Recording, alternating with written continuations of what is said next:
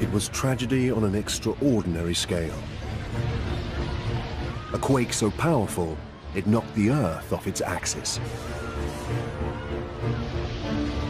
Tens of thousands dead. The whole of Japan shifted 3 meters out to sea. Parts of the coast dropped over a meter.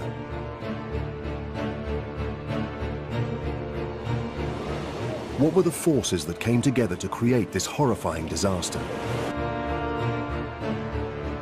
A team of scientists is investigating. Never before have we had such a surplus of data. There are no mysteries in this earthquake. We know exactly what happened. Japan's coast lies in ruins. Incredibly, it could have been even worse. This is the untold story of how science saved lives, and how scientists are piecing together exactly what happened.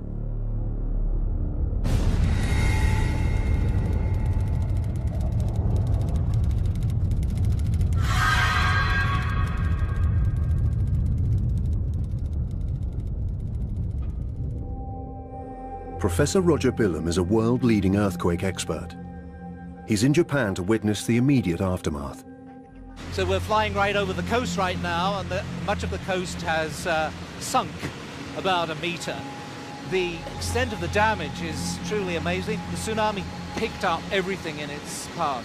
Cars, houses, warehouses, and just tumbled them relentlessly inland, on and on and on. One of the things I'd like to see is exactly how far it went, what kind of debris gets left behind on these gigantic tsunamis.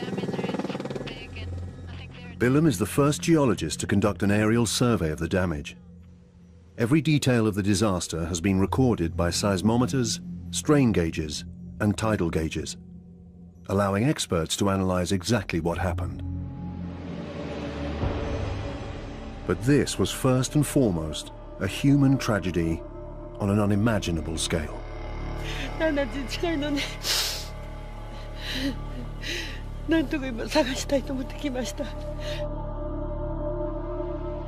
It ripped away much of Japan's infrastructure.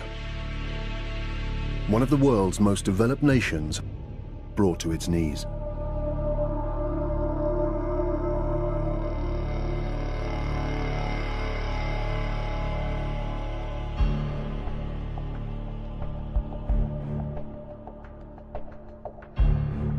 As rescue workers pick through the debris, Billum and other scientists around the world take on the challenge of understanding the massive earthquake in the hope of one day avoiding such loss of life.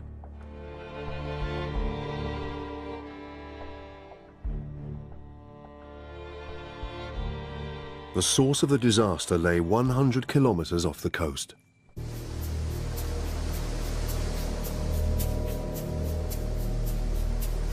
Beneath 6 kilometers of water, the Earth was distorting. A vast, slow-motion collision.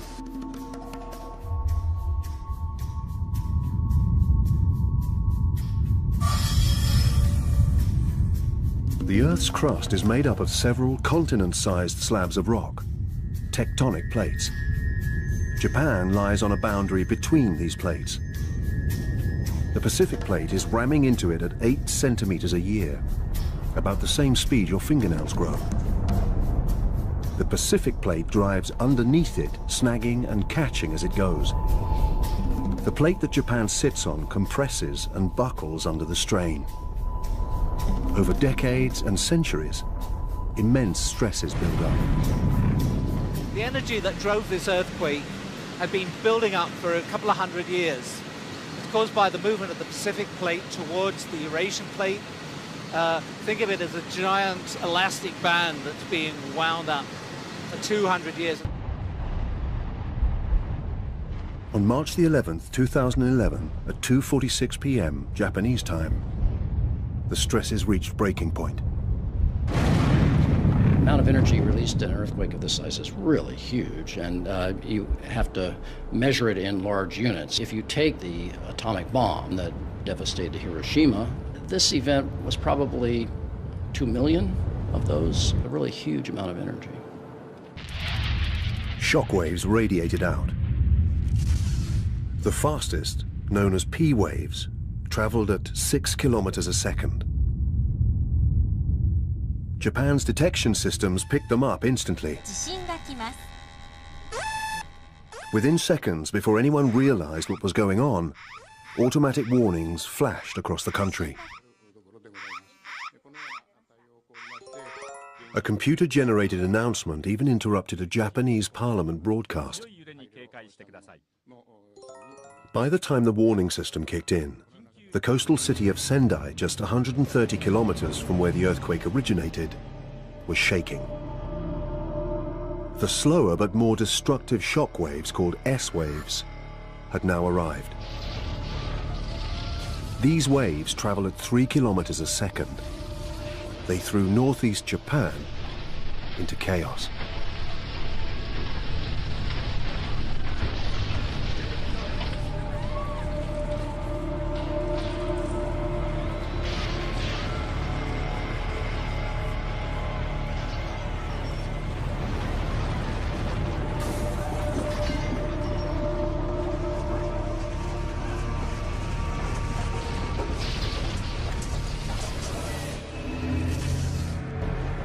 As the shock waves raced outward, 150 kilometers southwest of the epicenter, they slammed past Fukushima Daiichi, an aging nuclear power station housing 6 reactors and generating 4.5 gigawatts of electricity for the local grid.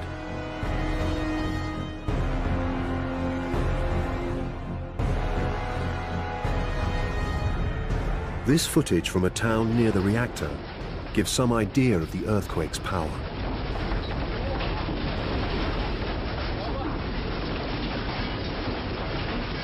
Japan's warning system had automatically shut down the reactors. Cooling them would take time. When you think shutdown, you think, the danger's gone because it's shut down. But the reactor core was still extremely hot. You know, if you have a pan in the oven and you shut the oven off, that oven continues to heat inside even after you've turned it off. After shutdown, emergency diesel generators kicked in to pump coolant through the reactor cores. Fukushima survived the earthquake intact, but there was one big problem. It stands just meters from the sea. 11,000 kilometers away at the Pacific Tsunami Warning Center in Hawaii, staff got emergency pager messages. Within 10 seconds of the earthquake starting, its effects were already being monitored around the world. Japan has lots of seismometers, so there was a lot of information fast. So the earthquake was still going on when we got our page. First indications, a magnitude of around 7. But as data flooded in, the figures started to climb. 7.5, 7.7, up into the 8s. The immediate reaction of everybody was, that's not right. Because in the history of Japan, there has never been an earthquake larger than 8.4. Really heightened the intensity of what we were doing, because we knew we were dealing with something very big and something that could affect the whole Pacific Basin. We realized, oh, this is it. And then immediately you realize, this is horrible for Japan. 100 seconds since the fault line slipped. The slowest moving but most destructive S waves reached Tokyo.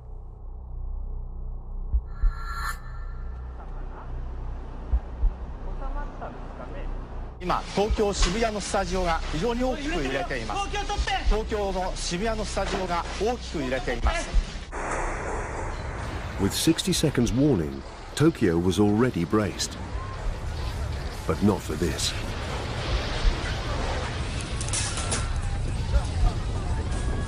The quake lasted an unprecedented 5 minutes. One American geologist was in the city that day. We expected it to end after 10, 15, 20 seconds, something like that, maybe a minute at the most.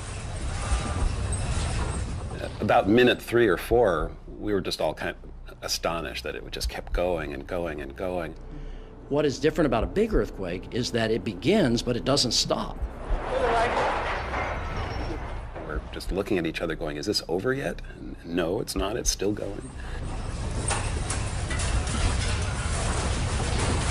It was kind of a growing realization that it was just getting bigger and bigger and bigger, and it had to be fairly close.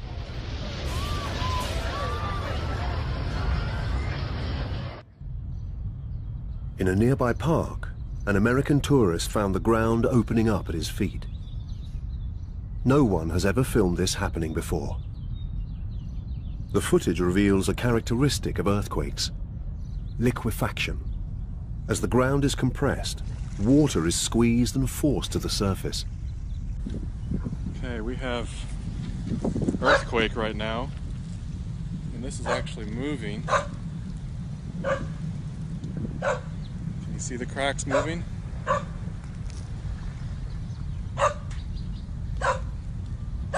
That crack was not there. The crack is getting bigger and smaller, going back and forth. And there is water coming up all over in the park right now. This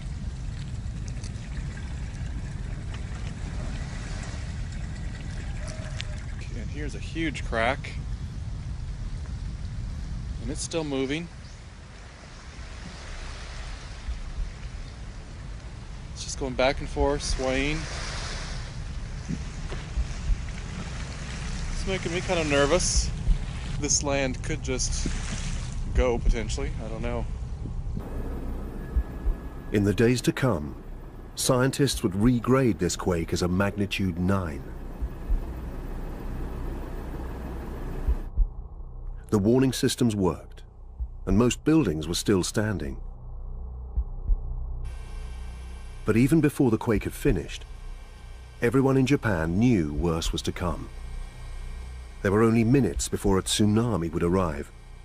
The question now was how many would escape in time.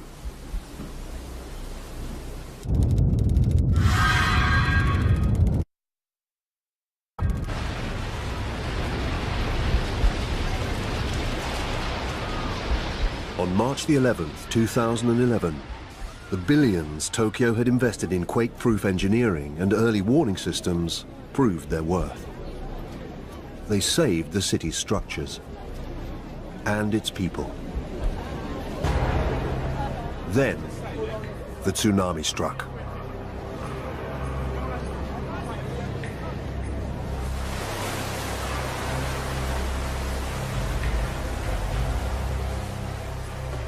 The tsunami was triggered by the explosive energy release of the earthquake, 100 kilometers off the coast.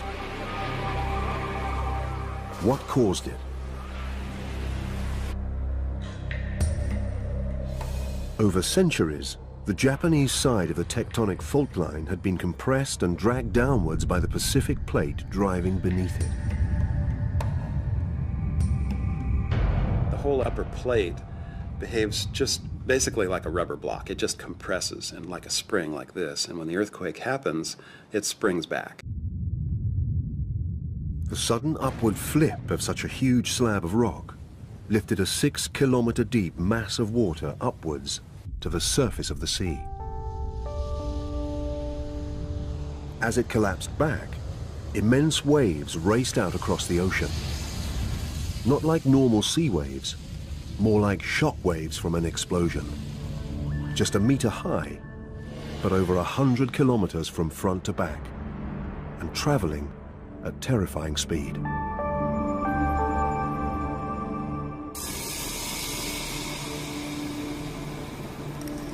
The energy heaved up the sea floor. That displaced vast amount of water that we can see made its way on land. It made its way off around the Pacific.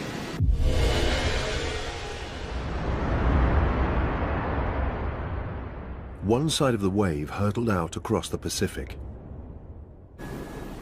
The other side raced towards the coast of Japan. Tsunamis travel very fast at a speed that depends on the water depth. And because in the deep ocean, tsunami travels very fast, reaching at times the speed of a jet aircraft. At over 800 kilometers per hour, the wave took just minutes to reach the coast. Here, the shallower sea floor slowed down the front of the wave.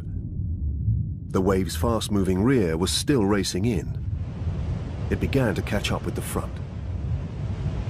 The increasing pressure pushed the seawater up into a rising swell.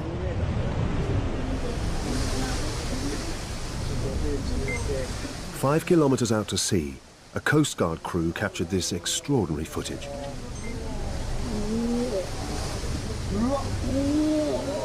The tsunami rearing up as the water beneath it grew shallower. Then, when they crested the first wave, a second loomed behind. The swell became a breaking wave as the rear of the wave continues to pile in, sucking in the sea ahead of it. The very first thing that seems to have happened is that the sea left the land, and some of the footage we've seen shows a huge shoreline being exposed, and then the tsunami built up offshore, and the dynamics of the wave carried it inland. Probably a cubic kilometer of water just splashed landward and kept going until it ran out of steam. These remarkable pictures caught the moment when the sea pulled back as the first wave roared in. The tsunami had arrived. The wave's effect was strangely unpredictable. At first glance, it seemed there was no discernible pattern to where it struck and when. First came Ofunato in the north. Then Sendai to the south. And Miyako in the north again.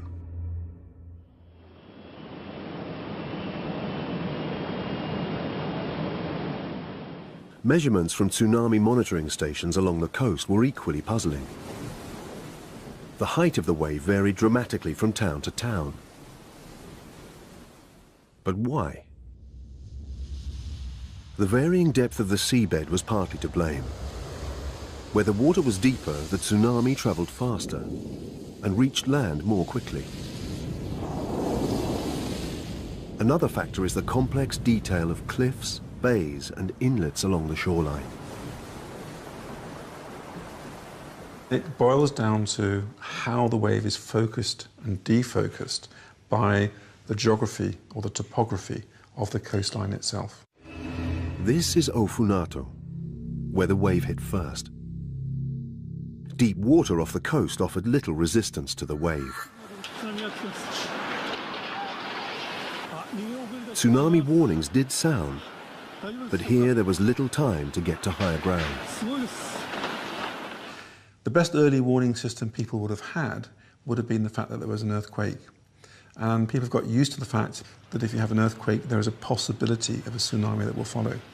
But in the timescale they had, there was very little time or very little opportunity for escape. The tsunami hit Ofunato just 20 minutes after the earthquake. Water that actually hit the coast will be well in excess of 1 billion, probably 10 billion tons of water. That's a little bit like taking 1 million swimming pools and just emptying them onto the coastal areas of northeast Japan. 15 minutes later, the tsunami hit Sendai, 116 kilometers south. The area around the city is mostly farmland, low-lying, fertile, and flat. That's why the tsunami barely slowed as it smashed ashore. The flat land was perfect for an airport, too. It opened just 4 years ago. A kilometer from the coast, it was deluged.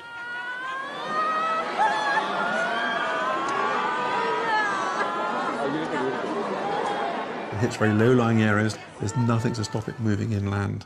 And so it can move inland 6, 7 kilometers without being impeded.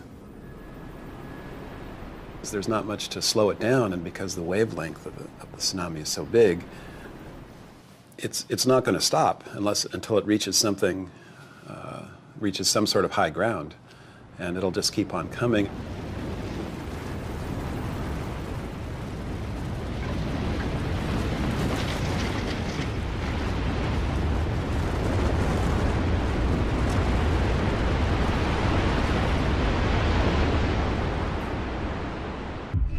Next to be hit was the Miyako coast, 180 kilometers back to the north. What happened here highlights another mystery. The area had good tsunami defenses. The residents were prepared. They should have been safe. Last time a tsunami hit here was half a century ago.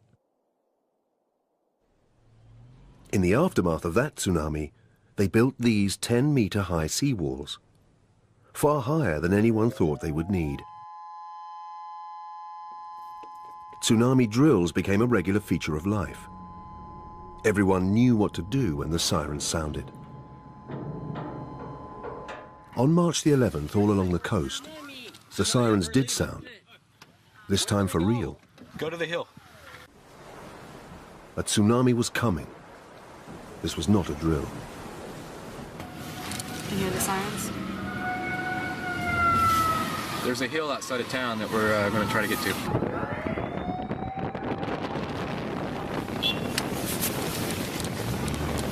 Well, it's a precautionary measure, but I mean, you know, you never know. This town has a lot of history with tsunamis and a lot of death from it, so they're taking it pretty seriously, obviously. The warning saved the lives of some. This footage captures the moments after the sirens sounded. Here it comes!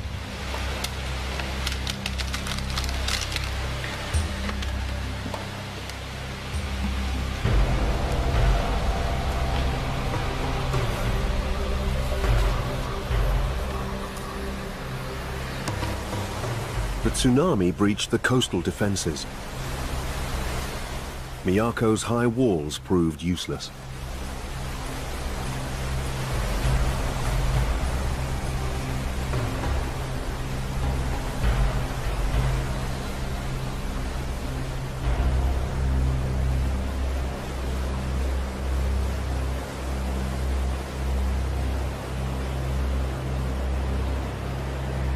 Countless people died here.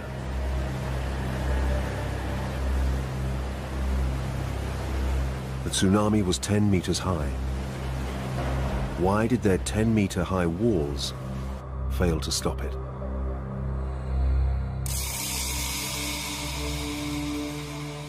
With thousands of sensors along the coastline, the scientists already have part of the answer. The fact that the shoreline has actually subsided means that the sea had plenty of space to go, and it basically filled up the empty space left by the sinking. Several villages have just been completely ruined with no survivors, and the human death toll is obviously going to be up in the tens of thousands when the final count is in. The data from the sensors had revealed something incredible. The earthquake had caused the whole coastline to drop by up to a meter, lowering Miyako's walls, making the tsunami much worse.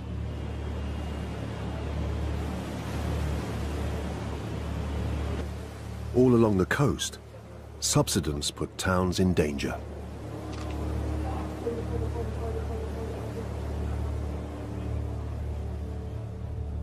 You've got the tsunami wave coming in, on top of what would be essentially a 2-meter higher vacuum of subsided land as it sweeps in, and there's not much to stop it until it hits higher ground somewhere.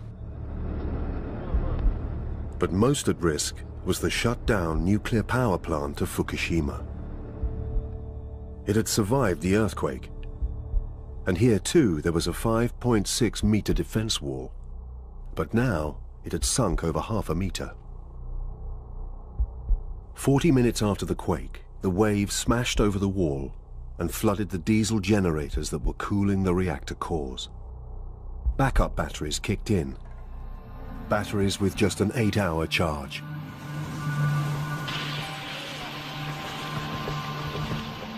With thousands already confirmed dead, and now the threat of a nuclear disaster, Japan was in crisis.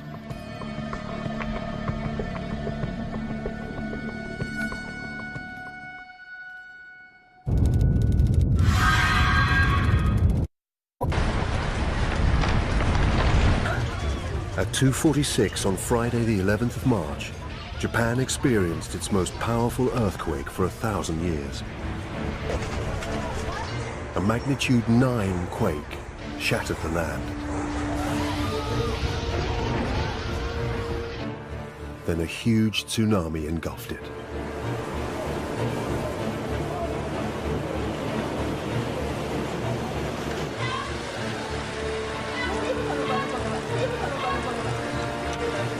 Overnight, fires raged across a sea-flooded wasteland. Oil from factories and gas from ruptured lines set hundreds of square kilometers of debris ablaze. In Tokyo, the train system was paralyzed. Millions bedded down in offices and waited for dawn. Meanwhile, the tsunami wave was still spreading across the ocean at 800 kilometers an hour. Countries all around the Pacific Rim were watching the situation nervously.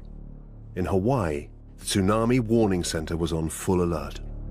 Very quickly we realized that this was basically the first big ocean-crossing tsunami that had happened in 40 years.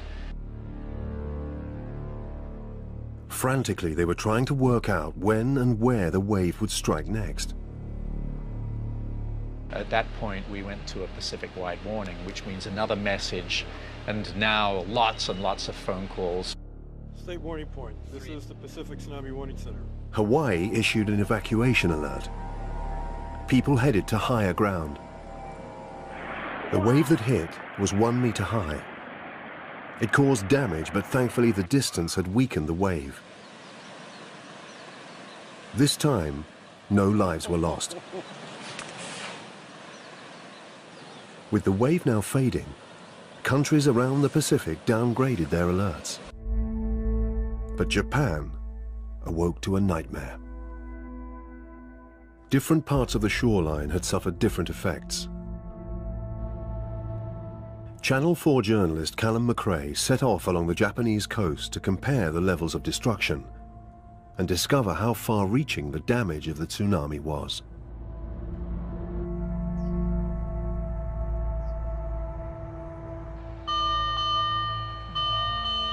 He was the first journalist to reach the isolated mountain community of Kahoku.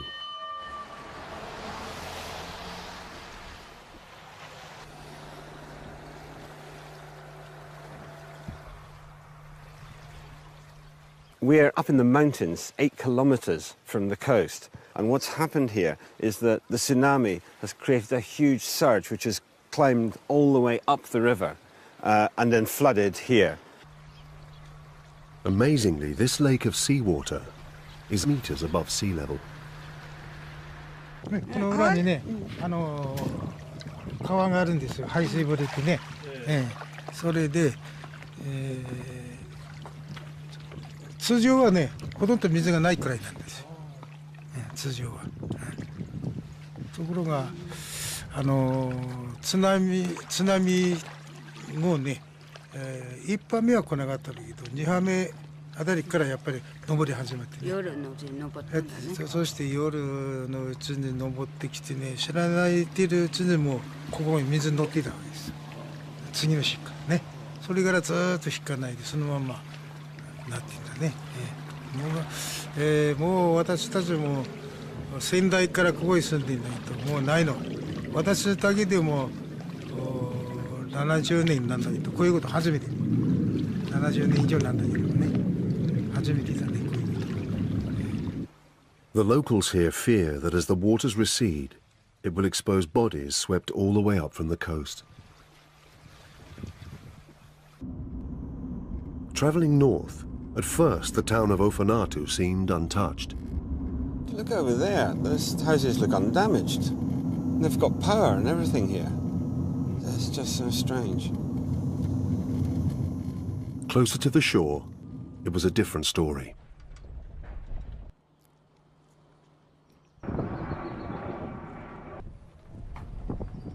And as if Ofanatu didn't have enough problems, scientists reckon that this whole area, this region, has subsided well over a metre. And in the next couple of days, the region's also expecting the highest tides of the year.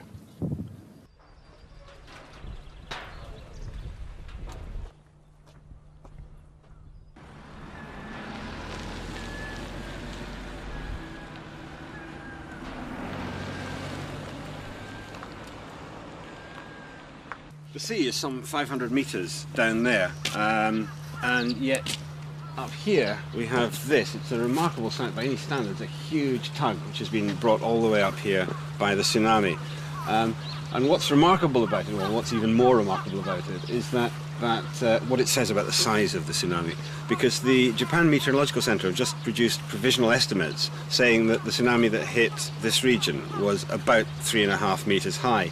Now we're 7-8 metres above sea level here, and even given the surge, the fact that it could bring that all the way up here does suggest that the tsunami here was a lot higher than 3.5 metres. Even amidst such chaos, this seems strange. Boats, trucks and cars were dumped on top of buildings, much higher than the recorded height of the wave. That happens because as the water's pushing through restricted areas like the streets of towns and villages, it's being effectively funneled. And the water's got to go somewhere, and so it goes up as it's squeezed and funneled and pushes material, pushes cars onto roofs, sometimes as high as 50 feet. So in areas, the impact of this will be even greater, particularly where you get narrow streets.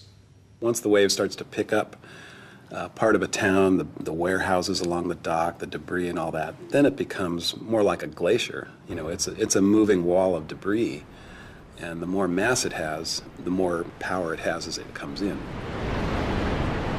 It doesn't really look like water beyond some point. It looks like the entire town is flowing in, and it is. So all the mass of all the buildings, cars, refrigerators, and everything that's in that wall, it's essentially a debris glacier at that point, and it just keeps coming in.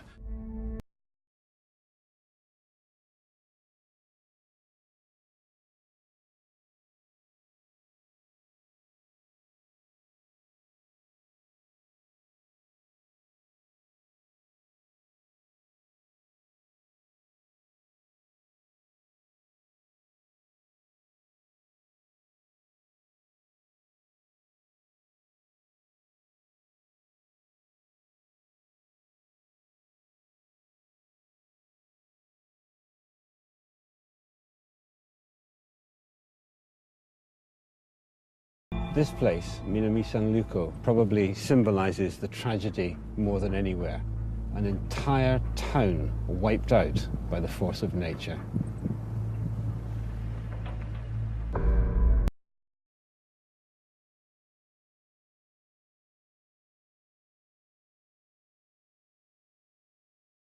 It's almost difficult to imagine one's thoughts as one sees this coming towards you.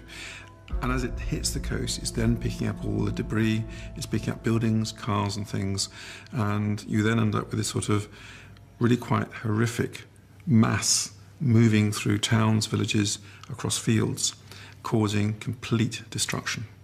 I mean, it would be bad enough if it was only water, but because it's full of cars and you can't swim against it or flow with it or do anything, you're just like in front of a bulldozer of moving the entire town.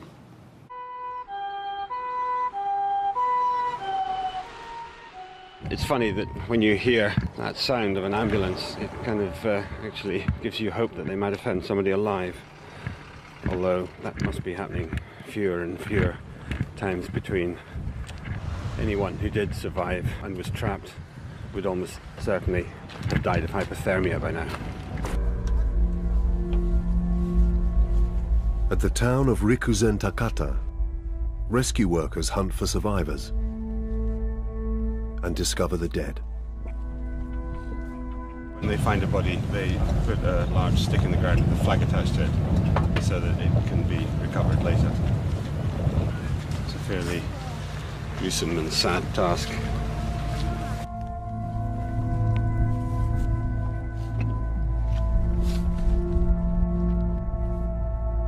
In fact, they're not just collecting bodies, they're also collecting personal mementos as well, which they find, like this.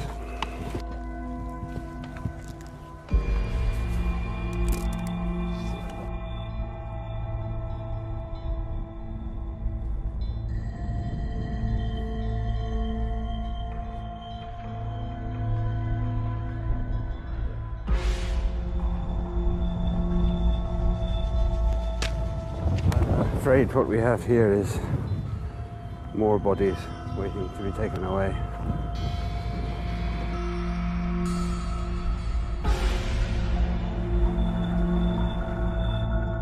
Even now, the tsunami was not finished with Japan.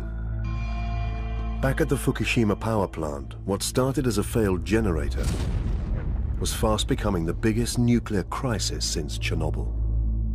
We'll keep the windows closed and I'll put on a mask.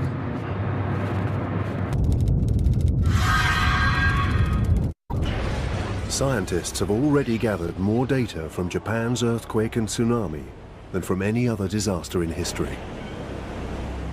As Professor Roger Billam returns to Tokyo from his aerial survey, the city's vulnerability becomes all too clear. There are 30 million people within about 2 meters of sea level, and a tsunami here, of course, would be absolutely devastating. Suddenly, a problem. We had a big earthquake just now, so... Really? Yeah. We've just learned from the ground that there was an earthquake that damaged the heliport. They're checking for damage right now. We don't know how big the earthquake was, but it was obviously a very a nearby aftershock. A massive aftershock has hit Tokyo, magnitude 6.2. In the week that followed the main quake, there were over 500 aftershocks along the fault. This is the actual data from seismometers around Japan. The larger the circle, the bigger the aftershock.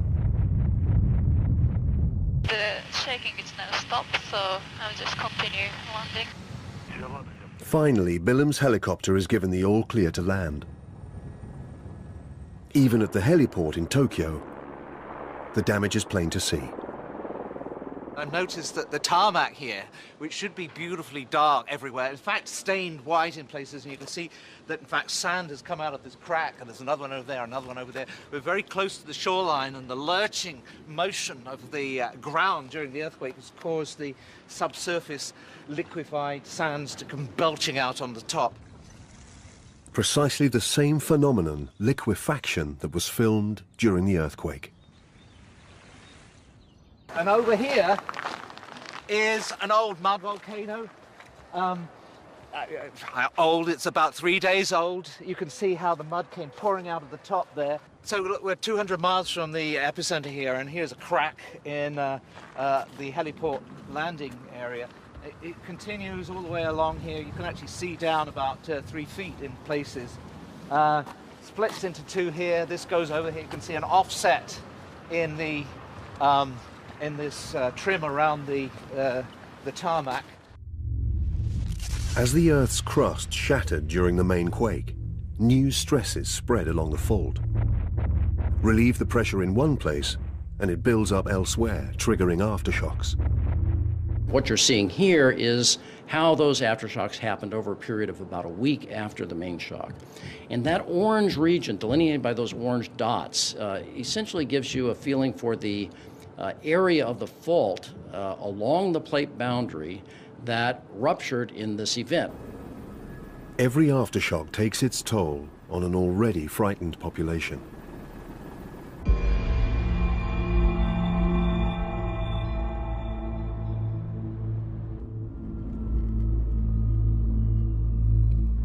Journalist Callum McRae has been moved by the plight of the people here. In the regional capital of Sendai, the temporary shelters are full.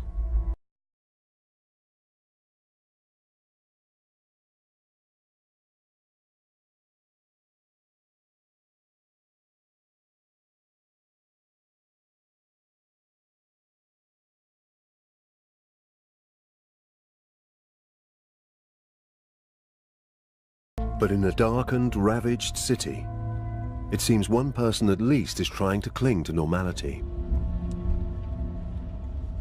We're in Sendai, 300 or 400 meters from the shorefront in a scene of apocalyptic chaos. It's cold, it's dark, there's no power anywhere. And yet, up there in that abandoned block of flats, on the top floor, there's one light. One man, one family perhaps, trying to survive in this chaos.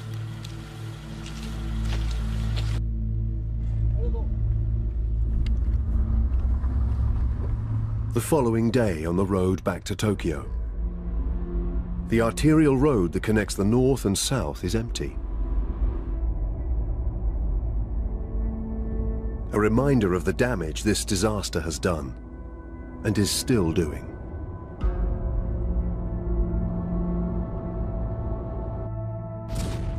This is already one of the worst nuclear accidents in history if it stops right now. And we're dealing with multiple meltdown possibilities. 2 radioactive substances, cesium and iodine, were detected near the #1 reactor at the plant on Saturday. The Fukushima nuclear base is about 60 kilometers that way. That's about 38 miles or so, I think. You know, we've got the windows closed, we're driving fast. Who knows whether it's safe? The advice is very conflicting. The American government says that has put an exclusion zone of 80 kilometers. And of course we're well within that.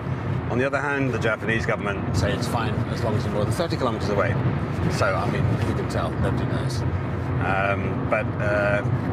We'll keep the windows closed and I'll put on a mask. Looks good, huh? The danger posed by the Fukushima nuclear plant remains unresolved. Meanwhile, scientists have started to analyze the startling number of aftershocks that are still rattling Japan. That main shock was followed by hundreds of magnitude 5s and dozens of magnitude 6 earthquakes and a handful of magnitude 7s. Once you had a pattern of an earthquake happening, followed by a bigger one, you never know whether it's going to happen again. Japan's earthquake warning systems did and will save lives. The Hawaii tsunami warning system also saved thousands. As the tsunami crossed the ocean, the warning center monitored it all the way. Here it is here. We couldn't let our guard down because, of course, the tsunami has continued on, and we have a continuing responsibility to the rest of the Pacific. Even though the tsunami lost most of its energy as it crossed the ocean, the scientists had been able to warn the world. As the tsunami spread across the ocean, at location after location, we realized, oh, our predictions are pretty darn good. Because people were warned, there was very little destruction or damage, certainly to human life. One person did lose their life in California, north of Crescent Bay, because they rushed down to the beach to take photos of the tsunami as it came in. In Japan, the humanitarian disaster continues. Estimates put the death toll from the quake and tsunami at over 20,000. Rebuilding will take generations. For scientists, the analysis continues. From all the data they have acquired, one threat is still very clear. Experts have warned of a large quake and tsunami off the coast near Tokyo for years. The fault lines under the ocean to the south of Tokyo are dangerously stressed.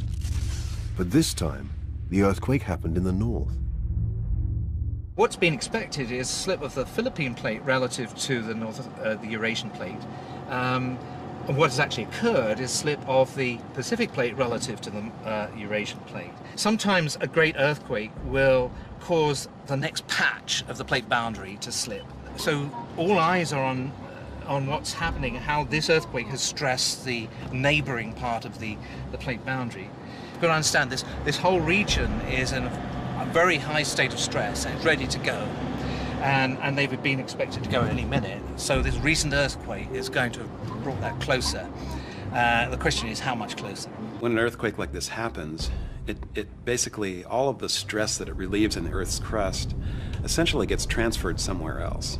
It doesn't go away. It actually adds loading to other parts of the crust. The densest areas of population survived largely unscathed. Next time could be different. One area of extreme concern is Tokyo, the world's largest city. There could be a major event in Tokyo that would be extremely damaging to this very densely populated region. If you were going to choose somewhere to put one of the major industrial economies on the planet, that part of the Pacific Rim is not the place you would choose. It could be happening as we speak, or it might not happen for a decade. The critical thing is, has this particular earthquake shaken that region up so that it brings forward the timing of that earthquake? It's foolish to think that we can stop natural phenomena. What we've got to do is to learn to live with them and minimize the consequences when they happen, and minimize also the recovery time. It's very difficult for science to protect against earthquakes and tsunamis. What science can do is help town planners, engineers to make buildings stronger, to make designs of buildings and cities more resilient. We cannot stop these things happening. We can't prevent it, but we can prepare for it. Next on More 4, Cameron Diaz is in our film In Her Shoes. Meanwhile, over on Channel 4 next, powerful drama with soldiers on the front line in the Iraq War, The Hurt Locker. Here on More 4 tomorrow, Guy Martin is looking at how Britain worked and in the process giving Llandudno a spring clean.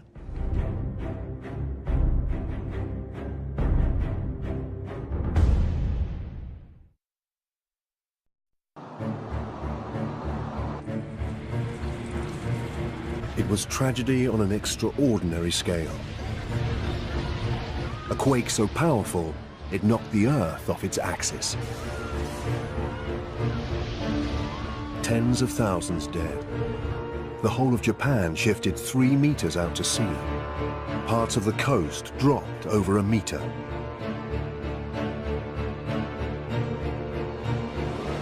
What were the forces that came together to create this horrifying disaster? A team of scientists is investigating. Never before have we had such a surplus of data. There are no mysteries in this earthquake. We know exactly what happened. Japan's coast lies in ruins. Incredibly, it could have been even worse. This is the untold story of how science saved lives, and how scientists are piecing together exactly what happened.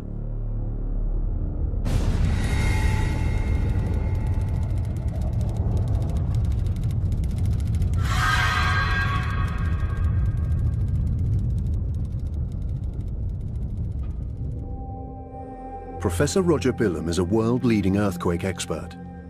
He's in Japan to witness the immediate aftermath. So we're flying right over the coast right now, and much of the coast has sunk about a meter.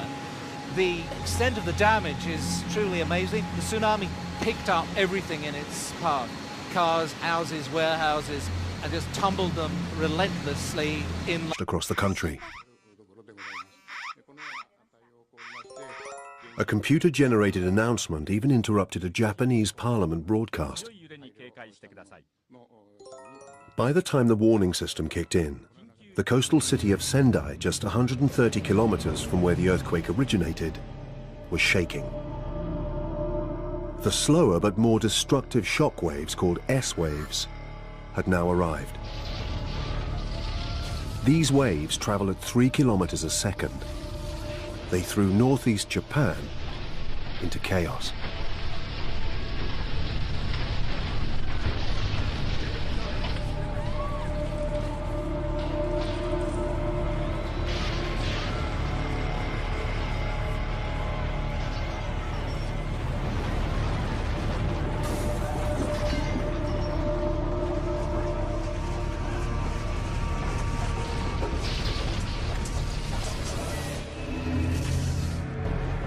As the shock waves raced outward, 150 kilometers southwest of the epicenter, they slammed past Fukushima Daiichi, an aging nuclear power station housing 6 reactors, and generating 4.5 gigawatts of electricity for the local grid.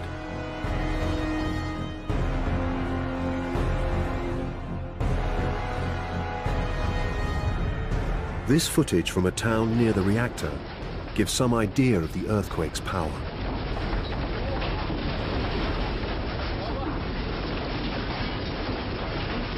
Japan's warning system had automatically shut down the reactors.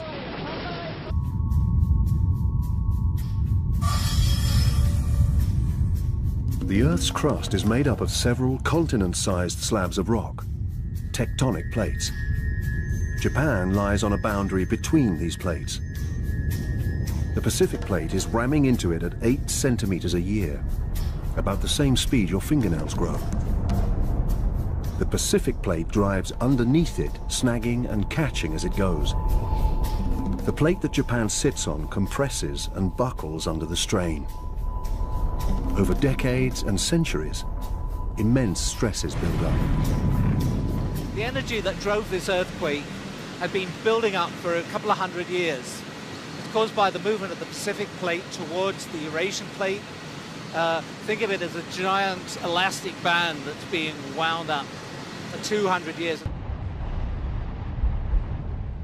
On March the 11th, 2011, at 2:46 p.m. Japanese time, the stresses reached breaking point. The amount of energy released in an earthquake of this size is really huge, and you have to measure it in large units. If you take the atomic bomb that devastated Hiroshima, this event was probably 2 million of those, a really huge amount of energy. Shockwaves radiated out. The fastest, known as P waves, traveled at 6 kilometers a second. Japan's detection systems picked them up instantly. Within seconds, before anyone realized what was going on, automatic warnings flashed. And on and on and on. One of the things I'd like to see is exactly how far it went, what kind of debris gets left behind on these gigantic tsunamis. Billum is the first geologist to conduct an aerial survey of the damage. Every detail of the disaster has been recorded by seismometers, strain gauges, and tidal gauges, allowing experts to analyze exactly what happened. But this was first and foremost a human tragedy on an unimaginable scale.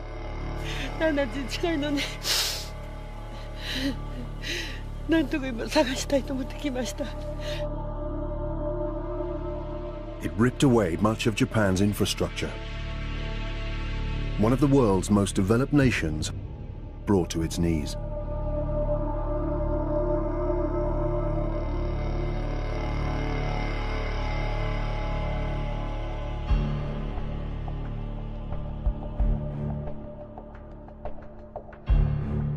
As rescue workers pick through the debris, Billum and other scientists around the world take on the challenge of understanding the massive earthquake in the hope of one day avoiding such loss of life.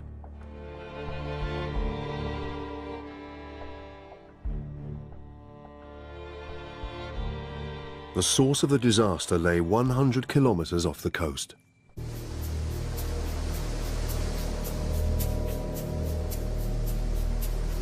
Beneath 6 kilometers of water, the Earth was distorting. A vast, slow-motion collision. Cooling them would take time. When you think shutdown, you think, the danger's gone because it's shut down. But the reactor core was still extremely hot. You know, if you have a pan in the oven and you shut the oven off, that oven continues to heat inside even after you've turned it off. After shutdown, emergency diesel generators kicked in to pump coolant through the reactor cores. Fukushima survived the earthquake intact, but there was one big problem. It stands just meters from the sea. 11,000 kilometers away at the Pacific Tsunami Warning Center in Hawaii, staff got emergency pager messages. Within 10 seconds of the earthquake starting, its effects were already being monitored around the world. Japan has lots of seismometers, so there was a lot of information fast. So the earthquake was still going on when we got our page. First indications, a magnitude of around 7. But as data flooded in, the figures started to climb. 7.5, 7.7, up into the 8s. The immediate reaction of everybody was, that's not right, because in the history of Japan, there has never been an earthquake larger than 8.4. Really heightened the intensity of what we were doing, because we knew we were dealing with something very big and something that could affect the whole Pacific Basin. We realized, oh, this is it. And then immediately you realize, this is horrible for Japan.